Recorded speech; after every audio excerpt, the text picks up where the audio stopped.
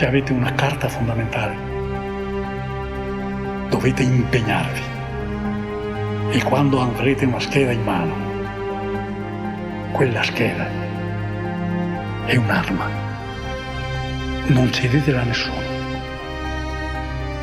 È l'arma che vi difende, che difende il vostro futuro.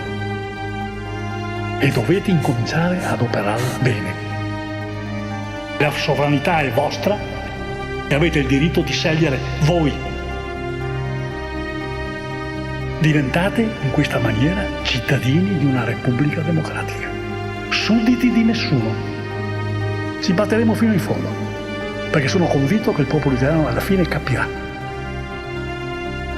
che il suo avvenire, che il suo futuro lo ha nelle mani.